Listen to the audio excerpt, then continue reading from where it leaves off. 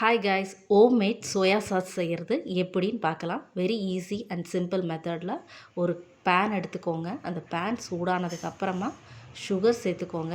Sugar 1/2 cup. அதுக்கப்புறமா இது melt ஆக ஸ்டார்ட் ஆக 1 மினிட் ஆகும். அதுக்கப்புறம் ஸ்லோவாக மெல்ட் ஆகிறத நம்ம பார்க்கலாம். இது மெல்ட் ஆக ஆரம்பித்ததுக்கப்புறம் 15 மினிட்ஸ் ஆகும் நமக்கு கேரமலைஸ் ஆகிறதுக்கு. நம்ம 15 மினிட்ஸ் கேரமலைஸ் ஆனதுக்கப்புறம் கொஞ்சம் டார்க் கலர் வரைக்கும் நம்ம வெயிட் பண்ணணும்.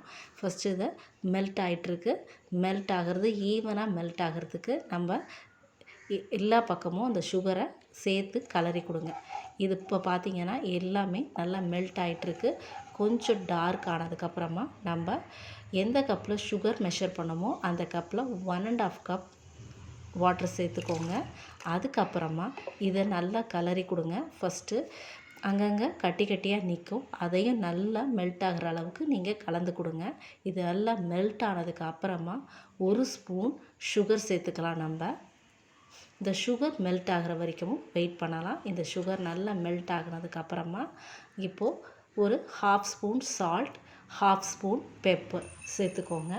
இது சேர்த்ததுக்கப்புறம் நல்லா கலந்து கொடுங்க. இது கொதிக்க ஆரம்பிக்கட்டும். நல்லா கொதிக்க ஆரம்பித்ததுக்கப்புறம் 2 ஸ்பூன் வினிகர் சேர்த்துக்கோங்க. நான் ஒயிட் வினிகர் சேர்த்துருக்கேன். இப்போ homemade soya sauce ready. Thank you. Bye bye all.